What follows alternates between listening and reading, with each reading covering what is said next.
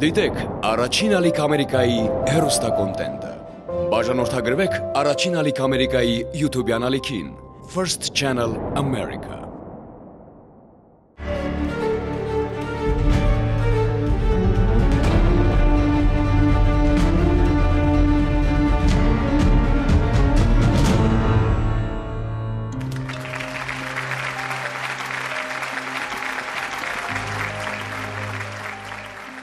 Շատ երևույթներ այս կյանքում փոփոխական են ու անկայուն։ Փոփոխական են հարաբերությունները, զգացմունքները, վերաբերմունքն այս կամ այն երևույթի կամ մարդկանց նկատմամբ։ Ու բոլորս անկախ մեր կամքից ապրում ենք այս փոփոխական կյանքը, ենթարկվելով դրա կանոններին։ Ապրում ենք, արարում, հանդիպում ու բաժանվում, սիրում ու կարոտում։ Փոփոխական է նաև մարդկանց տրամադրությունը, որն էլ հաճախ հենց վերը նշված երևույթների պատճառ է դառնում։ Մեր տրամադրության կտրուկ փոփոխությունները կարող են թե կործանել այն ամենն, ինչ թվում էր կայուն ու անդրդվելի, թե վերականգնել կործանվածը։ Անկայուն հույզերի պատճառով մարդիկ հաճախ կորցնում են իրար, թե փոխաբերական, թե ուղիղ իմաստով։ Ասում են իրար այն, ինչ պետք չէր ասել, ուշադրություն չեն դարձնում կարևորին, փոխարենը կարևորում են այն, ինչ էական չէր։ Սխալ են հասկանում իրար ու արդյունքում մի օր ուղղակի հասկանում են, որ վաղուց միմյանց կորցրել են։ Հասկանում են, գուցե ափսոսում, գուցե հակառակը, թեթևացած շունչ քաշում, գուցե որոշում են կրկին փոխել ինչ-որ բան, գուցե հասկանում են, որ այլևս ոչինչ փոխելու կարիք չկա։ Ամեն բան այնպես է, ինչպես պետք է լիներ։ Եթե դուք ձեր կյանքում փոփոխությունների կարիք ունեք, ապա այս պահին ճիշտ հաղորդում եք դիտում։ Մենք դրական փոփոխությունների կողմնակից ենք եւ ուզում ենք, որ ձեր կյանք ներխուժի այն, ինչ ձեզ կերջանկացնի։ Եվ վերջապես այս փոփոխական աշխարհում մի բան անփոփոխ է մնում։ Մեր եթերի օրն ու ժամը, մեր առաքելությունն ու այն խոսքերը, որոնց սպասում եք։ Բարի երեկո։ Առաջին ալիքի եթերում «Սպասիր ինձ» հաղորդաշարն է։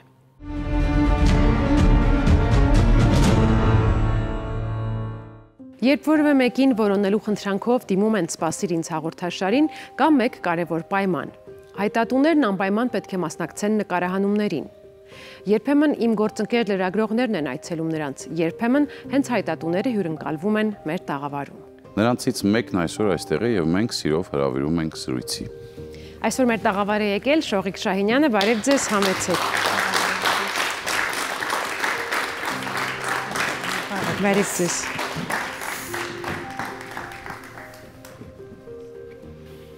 Բարև ձեզ, փնտրում եմ եղբորս Ռազմիկ Շահինյանին, 1970 թվականի ծնված, ապրիլի 9-ին։ Ինչպես է ընդհատվել կապը ձեր եղբոր հետ։ 98 թվականից ընդհատվել է մեր կապը։ Ինքը գտնվում էր Կեմերովսկի օբլաստ, Լենինսկ ուզնեսում,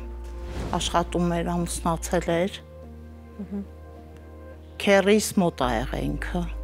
Մեզ տեղեկացրեցին, որ ինքը խեղդվել է լճում։ Հետո մանեկան քերիս լավ որոնումներ կատարվեց, չգտավ։ Առայսօր մանենք եկել չեն գտել։ Եվ որոշեցինք դիմել ձեզ։ Եթե ճիշտ եմ հասկանում, որոնողական աշխատանքներ են իրականացվել այդ լճում, չի հայտնաբերվել եւ սա թույլ է տալիս ենթադրել, որ նա ողջ է, պարզապես չգիտեք նրա գտնվելու վայրը։ Այո։ Ասացիք, որ ամուսնացած է եղել, ընտանիք ունի։ Ինքը այդ ընթացքում բաժանված է եղել։ Մենք այդ տեղեկություններն ունենք, որ տեղեկացրին այդպես դեպք է կատարվել, մի ամիս առաջ մենք խոսացել ենք հեռախոսով իր հետ։ Այդ 98 թվականի հունիս ամիսն էր ու կապ չենք ունեցել իր հետ ու մյուս ամիս հուլիսին տեղեկացրել ենք, որ դեպք է կատարվել։ Ինչ է կարծում այսքան տարիների ընթացքում, եթե ամեն ինչ լավ է, եթե ողջ առողջ է ձեր եղբայրը, ինչու կապի դուրս չի գալիս ձեզ հետ։ Տեղեկություն չունեմ, բայց կուզեի իմանալ, թե չկա, թե կա։ Մի լուր ունենանք էլի իրանից։ Ասացիք, որ ամուսնացած է եղել, հետո ամուսնալուծվել է։ Այո։ Արդյոք այս տարիների ընթացքում հնարավոր չէր մի կողմ դնել գուցե նաև բոլոր տարաձայնությունները եւ կապի դուրս գալ այդ կնոջ հետ, փորձել նրանից պարզել։ Կապի դուրս եկել է քերիս իր հետ։ Ինչ որ բան գիտի։ Չէ, տեղյակ չի։ Ոչ մի տեղեկություն չունի։ Երեխաներ։ Ոչ չի ունեցել։ Կպատմեք մի փոքր ձեր եղբոր մասին, ինչպիսին է նա ձեր հուշերում։ Շատ լավ է։ Ինձ թվում է ամեն եղբայրը լավն է լինում։ Մենք փոքրուց մեծացել ենք իրար հետ, երկու քույր ենք եղել, մի եղբայր, ինձ էվի կլնենք, իմ փոքրն է եղբայրս։ Ու շատ լավ ենք եղել, ինքը շատ լավ անձնավորություն է եղել։ Իսկ քեռու մոտ ինչով էր զբաղվում։ Ինքը կոշկակար էր։ 94 թվականից մինչև 98 թվականն ընդեղ է եղել։ Ովքեր են այստեղ ձեզ հետ միասին հիշում ու սպասում ձեր եղբորը։ Քույրս, մորաքույրներս, հորեղբորս տղաները, բոլորը սպասում են, բոլոր հարազատները սպասում ենք։ Եկեք պատկերացնենք, որ ձեր եղբայրը դիտում է սպասիրինց հաղորդումը, տեսնում է ձեզ, ճանաչում է, ինչ կասեիք նրան։ Մենք բոլորը սպասում ենք քեզ, Ռազմիկ։ Սրտատրոպ սպասում ենք իրան։ Շնորհակալություն, որ այսօր եկել եք։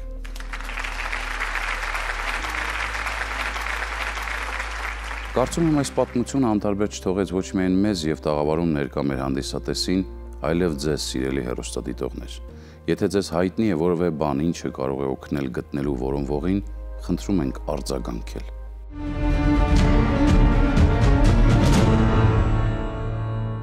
Ասում են, իսկական ընկերը դժբախտության մեջ է ճանաչվում։ Համաձայն ես այս բավականին տարածված մտքի հետ։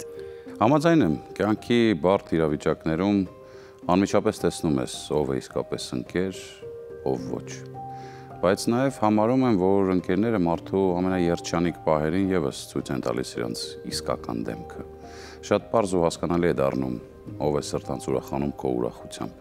Նրանք, ովքեր ընկերոջ ուրախությամբ ուրախանալ չեն կարողանում, ընկերների կարևոր ցանկում այլևս տեղ չունեն, այդպես եմ կարծում։ Հենց դա է պատճառը, որ տարիքի հետ իրական ընկերների թիվը կրճատվում է։ Մնում են նրանք, ովքեր կարողացել են հաղթահարել ամեն տեսակի փորձություն, տեսնելով վատ ու լավ պահեր ու միասին անցնելով կյանքի տարբեր փուլերը։ Հենց այդ պատճառով էլ իսկական ընկերները երբեք չեն մոռացվում։ Եթե կյանքում գեթ մեկ անգամ ունեցել ես իսկական հավատարիմ ընկեր, բայց կյանքը բաժանել է ձեզ, ապա հետագայում բոլորին համեմատում ես նրա հետ ու չգտնելով նրա նմանը, ավելի ու ավելի ես կարոտում։ Թող երբեք չբաժանվեն լավ ընկերները, իսկ եթե այդպես է դասավորվել կյանքը, ապա թող ուղիները նորից միավորեն նրանց։ Մենք էլ կփորձենք օգնել, որոնելով ու գտնելով։ Ու անկեղծ կուրախանանք նրանց երջանկությամբ։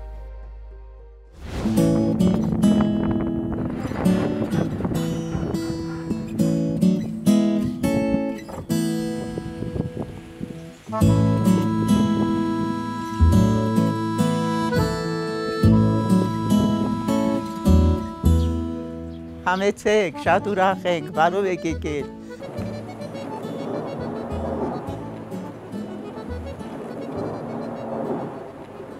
Ընկերուհիս է, Ամիրխանյան Անահիտում փնտրում ենք ես ու ամուսինս, մեր համատեղ ընկերուհին է։ Այս նկարը ուղարկել է նամակով մեր ամուսնությունից հետո 75 թվականի մայիսին։ Սաթենիկը Չարենցավանից էր, Անահիտը Սիսյանից։ 1970-ական թվականների սկզբին նրանք եկել էին Երևան սովորելու։ Սաթենիկը սովորում էր ֆինանսատնտեսագիտական տեխնիկումում, Անահիտը մանկավարժական ուսումնարանում։ Աղջիկները ծանոթացան Թամանցիների փողոցի հանրակացարանում 1972 թվականին։ Նրանց մեկ ընդհանուր սենյակ հատկացրին։ Սկզբում 2 հոգով էին, հետո դարձան 4։ Մեր Անահիտը շատ հաճելի էր, կլոր, շատ սիրուն աչուկներով, շատ խնամված, միջին կառուցվածքի միջին բոյի, հասակի, մազերը ալիք-ալիք սիրուն իշնում էր, միշտ հարթարված, միշտ տեղը տեղին, շատ լավն էր, որ հիշում եմ շատ եմ հուզվում, շատ լավ անմիջական, պարզ, մտերիմ, առավոտ բացվում էր լուսինքը պատրաստվում գնում էր իրենց տեխնիկում, մենք ամենքս մերը գալիս ամփոփում էինք, որս ինչ խնդիր ունենք, ոնց կարանք օգնենք, ինչ կար անհանգստացած, ու տենց բան չկար, որ ասենք այսօր դու ճաշեփի կամ մյուսը ճաշեփի, չէ, անում էինք, որս ոնց ինչ պատահեր անում էինք։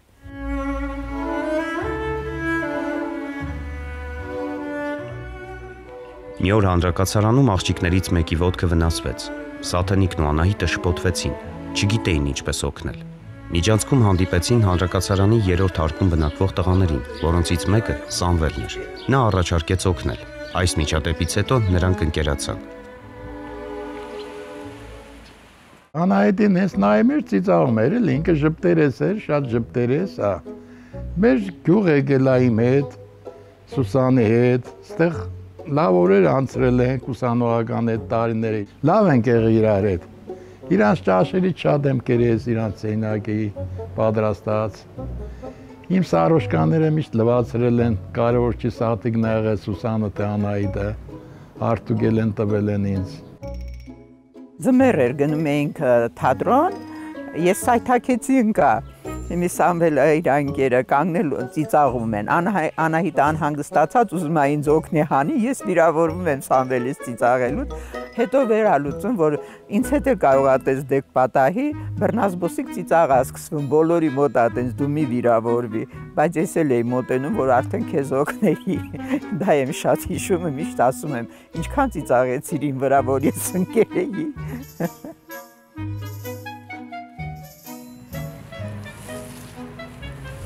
Ունենք Մերկատու բոլոր ծառերից, միայն կերասն է հասել, հավաքենք կերասը, ձեզ հյուրասիրենք, մեծ սիրով։ 1974 թվականին Սամվելն ու Սաթենիկը ամուսնացան, տղան մեկնեց զինվորական ծառայության, իսկ Սաթենիկն ուսման վերջին տարին անցկացրեց ամուսնու հարազատների տանը։ Աղջիկը հանրակացարանում չէր ապրում, սակայն շարունակում էր հանդիպել ընկերուհիներին։ Ուսումն ավարտելուց հետո Անահիտը վերադարձավ Սիսիան, իսկ Սաթենիկն ամուսնու հետ տեղափոխվեց Արմավիրի մարզի Քարակերտ գյուղ։ Ընկերները նամակագրական կապ ունեին, երբեմն էլ միմյանց ծանրոցներ էին ուղարկում։ Անգամ ամուսնանալուց հետո ինքը Դեմիրճյան տեսակի խնձոր էր ծանրոցով ուղարկել էր մեզ, շատ ուրախացա։ Այգիուն էին փոքր, ասում էր մեր խնձորները համով ա, որ մերոնք ուղարկում էին, դու շատ էիր սիրում, անպայման ես որ գնացի Սիսիան, մեր այգու խնձորներից քեզ ծանրոցով կուղարկեմ։ Մեր ամուսնանալուց հետո իմ ու Սամվելի ինքը իր խոստումը արել էր։ Մի անգամ այտենց տան հեռախոսով պատվերով զանգով տեղեկացրեց, որ արդեն ծանրոց ա ուղարկել ու մենք ստացանք այդ ծանրոցը։ Իմ սիրուն ծաղիկները Անուշ խոտով իմ մշակած, ուզում եմ կտրեմ, ձեզ նվիրեմ, շատ տարբեր գույների ու տեսակների, շատ սիրուն են։ Սիսյանից ուղարկված վերջին նամակը Սաթենիկը ստացավ 1975 թվականին։ Անահիտը գրում էր, որ աշխատանք է փնտրում։ Սաթենիկը նամակին պատասխանեց, բայց արձագանք չեղավ։ Հետագայում ուղարկված բոլոր նամակներն էլ անպատասխան մնացին։ Սա ձեզ ծաղիկների մեր սիրում։ Կապը կտրվել է, էլ չեմ իմանում, ինչ եղավ, թե ամուսնացավ ինքը ինչ-որ միտեղ գնաց, այդ ամուսնության մասին էլ տեղեկություն չունեմ։ Բայց անընդհատ հուշերով իր հետ ենք եղել, շատ ենք հիշել Սամվելի հետ, շատ։ Աղջիկներն էլ, որ արդեն գտել էինք այդ մնացածին, միշտ հիշում էինք Անահիտին, լավ հիշողությունները, որ ինչքան բարի էր, ինչքան քնքուշ էր, ազնիվ, անմիջական, շատ մեղմ աղջիկ էր ամեն ինչում, բայց չկարողացանք էլ հանդիպենք իրար։ Հիմի մեծ ցանկություն ունենք, ես էլ ամուսինս էլ տեսնելու, վերհիշելու, որ արդեն Անահիտն էլ մեր հետ լինի, ավելի շատ բան կհիշենք ըստ երևույթին։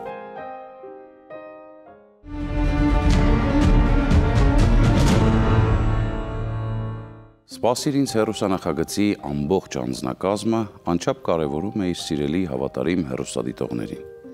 Երբեմն կատակում ենք, եթե ուզում եք մեծ թվով սրտացավ բարի ու կամեցող մարդկանց գտնել, ապա դիմեք մեզ, մենք նրանց ճանաչում ենք։ Նրանք մեր հեռուստադիտողներն են։ Դուք օգնում եք մեզ գտնել մարդկանց ամբողջ աշխարհում, իսկ ձեր դիտումները ավելի ու ավելի բարձր են պահում մեր հաղորդման վարկանիշը, ինչի համար ձեզ շնորհակալ ենք։ Իմացեք, մենք մշտապես կարդում ենք ձեր մեկնաբանությունները համացանցում, ընթերցում ենք ձեր նամակները, հուզվում ենք եւ ուրախանում ձեր մաղթանքներից եւ իհարկե փորձում ենք հասցնել պատասխանել ձեր հարցերին։ Այդ հարցերի մեջ քիչ չեն մեր հաղորդման մասնակիցներին վերաբերող հարցերը։ Հաճախ այս կամ այն պատմությունից ազդված մեր հեռուստադիտողները չեն բավարարվում ստացված տեղեկությամբ եւ ցանկանում են իմանալ, ինչպես դասավորվեց որոնողների եւ գտնվածների կյանքը։ Իրականում մեզ եւս հետաքրքրում է, արդյոք մեր տաղավարից դուրս գալուց հետո իրար գտած մարդիկ պահում են կապը, հանդիպում են, շփվում։ Մենք աշխատում ենք չխառնվել նրանց հետագա կյանքին, քանի որ հանդիպման պահից մեր առաքելությունը համարում ենք ավարտված։ Սակայն հաճախ հենց նրանք են մեզ իրենց մասին տեղեկություն տրամադրում։ Պատմում են միասին անցկացրած ժամանակի, իրենց զգացմունքների եւ հետագա ծրագրերի մասին։ Ու հենց այդ դեպքերում մենք էլ սիրով պատմում ենք այդ ամենի մասին մեր հեռուստադիտողներին, դե իհարկե մեր հերոսների թույլտվությամբ։ Այսօր էլ հենց այն օրերից է, երբ ձեզ ենք ներկայացնելու մի պատմության շարունակություն, որը մեր եթերում հնչել է մի քանի ամիս առաջ։ Եկեք վերհիշենք այն։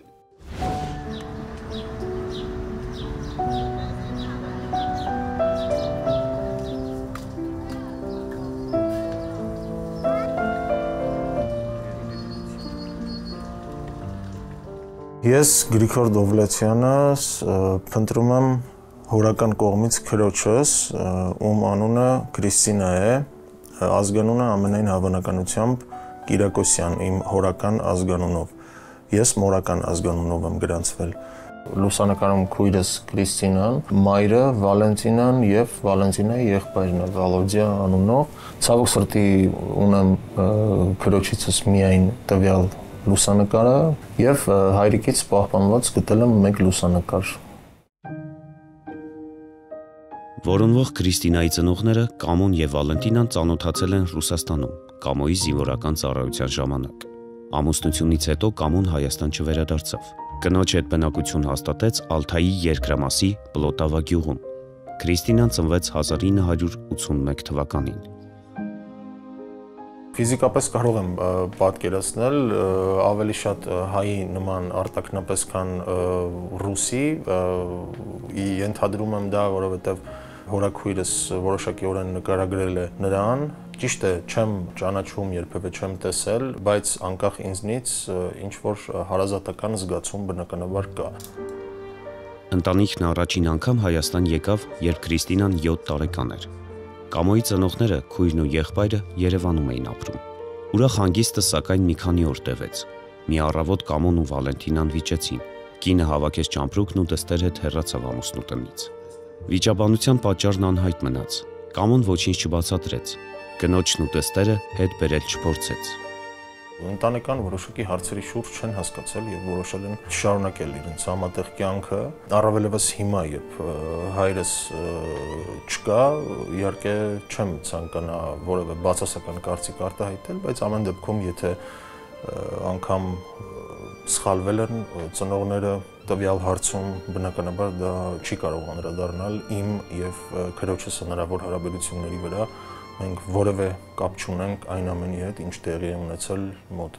30-40 տարի առաջ։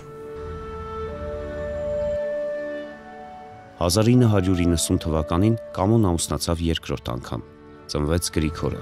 Առաջին կնոջ եւ դստեր մասին Կամոն ընտանիքում չէր խոսում։ Քրոջ գոյության մասին Գրիգորն իմացել է հոր մահից 4 տարի անց, 2011 թվականին։ Հորաքույրը պատմեց. Իրոք անհրաժեշտ է գտնել քրոջս, որովհետև դա արյունակից հարազատ է եւ բնականաբար չի կարող լինել այնպես, որ որևէ կապ չլինի եղբոր եւ քրոջ միջեւ։ Գրիգորի քրոջը գտնելու ցանկությունն այնքան մեծ էր եւ այնքան անկեղծ, որ բոլորս վառվեցինք այդ նպատակով։ Սակայն ինֆորմացիան, որին տիրապետում էր Գրիգորը, չափազանց քիչ էր։ Կարճելու եզրեր գրեթե չկային։ Մի մանկական լուսանկար եւ կծկտուր տեղեկություն։ Գրիգորին հայտնի էին միայն իր հոր առաջին կնոջ եւ դստեր անունները։ Հայտնի չէր անգամ Ռուսաստանի որ քաղաքում են նրանք բնակվել։ Գրիգորի հորաքույրը սակայն պատմել էր նրան, որ Քրիստինան Գրիգորի քույրը շատ վաղուց այցելել է հայրիկին Հայաստանում։ Այդ այցելությունը առաջինն էր ու վերջինը։ Դրանից հետո կապը նրա եւ մայրիկի հետ կտրվել էր։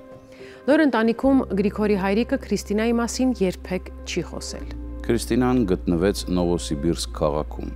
Նա ինքն էր ճանաչել իր լուսանկարը, տեսնելով «Սպասիր ինձ» հաղորդման թողարկումը եթերում։ Եկեք վերհիշենք նրա տպավորությունները եւ քույր ու եղբոր հանդիպումը։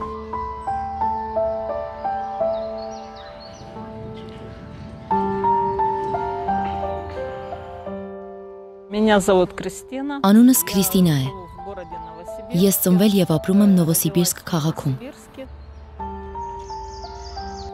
Քրիստինան իր հայրիկի մասին գրեթե ոչինչ չգիտի։ Անունը Կամոն է, ապրել է Երևանում։ Տեղեկություններն այսքանով եզրափակվում են։ Հայրիկիս 2-3 լուսանկար եմ տեսել մայրիկիս մոտ։ Դրանցից մեկն արվել է, երբ նա դեռ ծառայում էր բանակում։ Մյուս 2 լուսանկարները, եթե չեմ սխալվում, արվել են մեր բնակարանում։ Այդքանն է, այլ լուսանկարներ կամ տեղեկություն ես չունեմ։ Քրիստինայի մայրը Վալենտինան, ինչպես նաև մյուս հարազատները Կամոնի մասին երբեք չեն խոսում։ Աղջիկը սակայն հիշում է, որ մայրիկի հետ եկել է Երևան, տատիկի, պապիկի եւ մյուս ազգականների հետ ծանոթանալու։ Այնտեղ մեզ լավ դիմավորեցին։ Որքան հիշում եմ, ապրում էինք հորաքույր Կիմայի տանը։ Առաջին անգամ Երևանում մետրո նստեցի։ Կարուսել տեսա։ Հիշում եմ նաև, որ շատ էի հավանել սուրճը։ Արդեն չեմ հիշում, թե ով էր պատրաստում, բայց ինձ շատ էին սուրճ խմեցնում։ Հիշում եմ, մայրս էլ զայրանում էր, որ ես ուզում էի, ինձ էլ տալիս էին։ Այդքանը, այլ հիշողություններ չունեմ, փոքր էի։ Ավելին չեմ հիշում։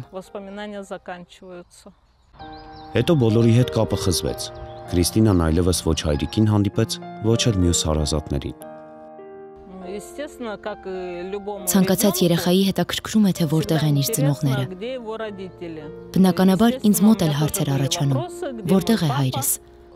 Անկեղծ ասած, արդեն չեմ էլ հիշում, թե ինձ ինչ էին պատասխանում։ Ամենայն հավանականությամբ հարցերիս պատասխանները չէի ստանում, եւ հետագայում այլևս հարցեր չէի տալիս։ Կյանքում լինում էին այնպիսի պահեր, հատկապես դեռահասության տարիքում, երբ հայրական հոգատարության, աջակցության կարիքն էի ունենում։ Իհարկե ուզում էի, որ կողքիս լինի, բայց այդպես չեղավ։ Պարզապես երազում էի, որ ինձ համար դժվար պահերին նա հայտնվեր ինչպես հեքիաթում։ Այդպիսի մտքեր էի ունենում։ Բայց չեմ մեղադրել նրան, նման բան երբեք չի եղել։ 2025 թվականին Քրիստինան «Սպասիր ինձ» հաղորդաշարից իմացավ, որ եղբայրը Գրիգորը իրեն է փնտրում։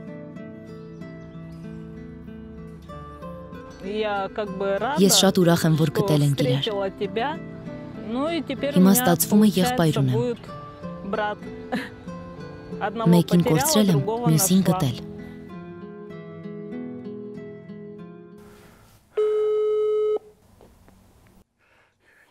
Բարի օր, Քրիստինա։ Բարի օր։ Կարծես հեքիաթ լինի։ Հավատս չի գալիս։ Խոսքերով չեմ կարող արտահայտել, թե ինչ եմ զգում հիմա։ Սա հրաշք է։ Անկեղծ ասած, ես վերջերս եմ իմացել, որ քույր ունեմ։ Քո մասին ոչ ոք ոչինչ չգիտի։ Դե բնական է, շփում չի եղել։ Մեր հոր մասին եւս երբեք չի խոսվել։ Շատ լավ հասկանում եմ։ Հավանաբար քեզ համար դա փակ թեմա է։ Իրականում մենք մեղավոր չենք։ Ոչ դու, ոչ ես։ Ես շատ զարմացա, երբ ինձ զանգահարեցին։ Նույնիսկ մտածեցի, որ կատակ է։ Պարզապես հեքիաթային զգացողություն է գտնել քրոջս այսքան տարի անց։ Հենց իմացա, գլխումս միայն այդ միտքն էր պտտվում՝ գտնել քրոջս։ Ահա եւ գտանք։ Այո։ Ես շատ ուրախ եմ, որ վերջապես գտա քրոջս։ Չեմ կարող խոսքերով արտահայտել այն, ինչ զգում եմ հիմա։ Եվ շնորհակալ եմ քեզ, որ համաձայնեցիր խոսել ինձ հետ։ Մնացած հարցերը լուծվող են։ Լավ, ուրեմն այսքանով ավարտենք։ Այո, ես քո հեռախոսը համարը կվերցնեմ, կգրեմ եւ կզանգահարեմ, կխոսենք։ Կապի մեջ կլինենք։ Շատ լավ։ Այս տեսազանգից հետո նրանք բազմիցս կապ են հաստատել։ Հեռակա ծանոթացրել են ընտանիքների անդամներին, իսկ Գրիգորը Քրիստինային անընդհատ հյուր է կանչել։ Քրիստինան իհարկե չի մերժել եւ որոշ ժամանակ առաջ Հայաստան է ժամանել ու հանդիպել եղբորը։ Մենք այդ հանդիպմանը ներկա լինելու հնարավորությունը բաց չենք թողել եւ ձեզ համար տեսանյութ ենք պատրաստել։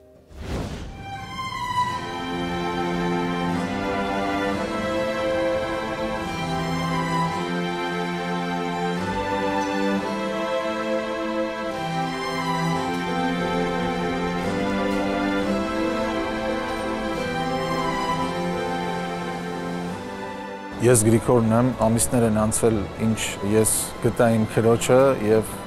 իմ կյանքը սպասելինց հաղորդաշարի օգնությամբ փոխվեց 180 աստիճանով։ Ես այսօր գտնվում էի Երևանից դուրս աշխատանքային հարցերով եւ ինձ փոխանցեցին, որ հենց այսօր է ժամանելու քույրս, միանգամից թողեցի եւ հազիվ կարողացա հասնել օդանավակայան անհամբերությամբ։ Իմ կյանքի բնականաբար կարևորագույն օրերից մեկն է լինելու եւ կփորձեմ այնպես անել, որ դա այդպես լինի նաեւ քրոջս համար։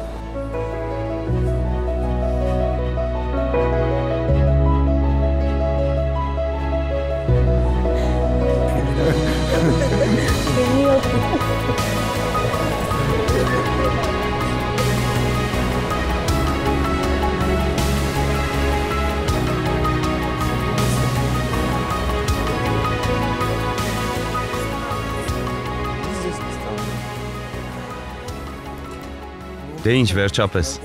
Ողջույն։ Իմ հարազատ մարդ։ Ինձ համար այս հանդիպումը կարևոր է նրանով, որ այստեղ իմ արմատներն են։ Այստեղ ծնվել եւ ապրել են հայրս, հորաքույրս, հորեղբայրս եւ ինչպես պարզվեց եղբայրս։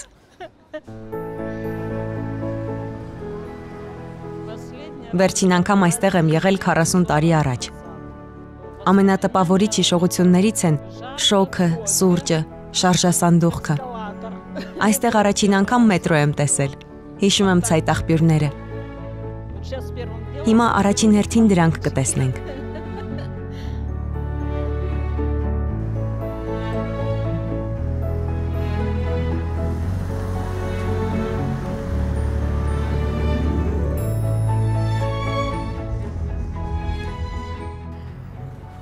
Համեցեք։ Այսպես մենք մինչև երեկո ծանոթանալու ենք։ Աստված իմ։ Ողջույն։ Բարև ձեզ։ Եվս մեկ անգամ։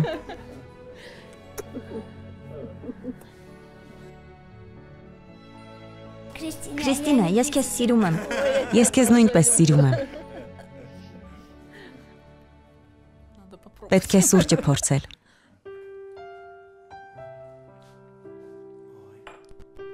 Չեմ կարող հստակ նկարագրել համը։ Բայց այստեղ սուրճն իհարկե ավելի լավն է, քան մեզ մոտ։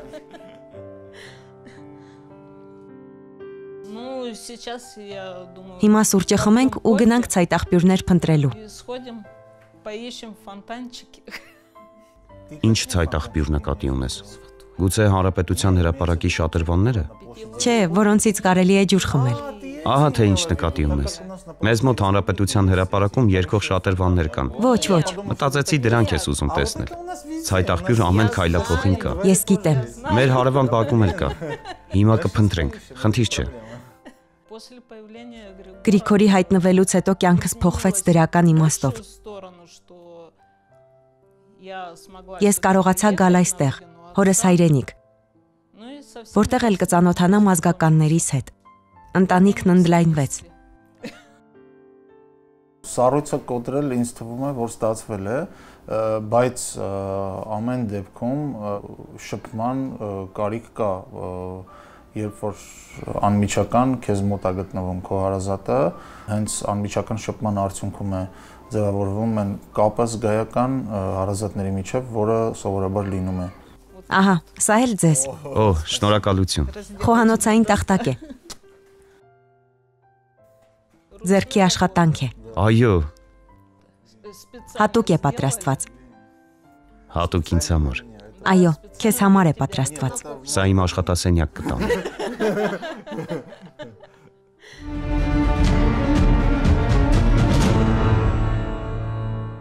Վստահ եմ Քրիստինան արդեն զգում է մեծ ընտանիքի մի մասը լինելու երջանկությունը։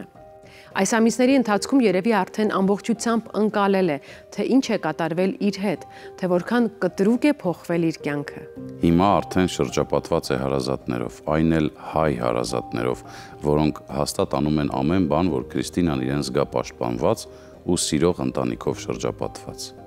Մաղթում ենք, որ նրանց կյանքում երբեք այլևս բաժանում բառը չհնչի։ Մաղթում ենք, որ քրոջ ու եղբոր կապը տարիների ընթացքում միայն ամրանա ու հարատևի։ Իսկ ձեզ, սիրելի հեռուստադիտողներ, մաղթում ենք երբեք չկորցնել հարազատ մարդկանց։ Իսկ եթե բաժանումն այնուամենայնիվ տեղ է գտել ձեր կյանքում,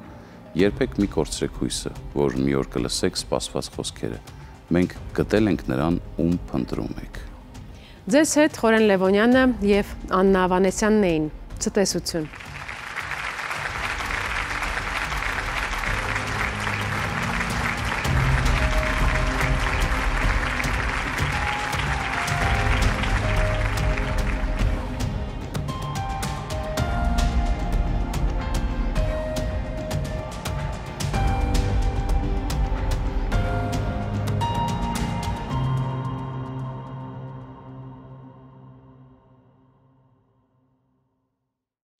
Դիտեք Առաջին ալիք Ամերիկայի հեռուստակոնտենտը։ Բաժանորդագրվեք Առաջին ալիք Ամերիկայի YouTube-յան ալիքին First Channel America։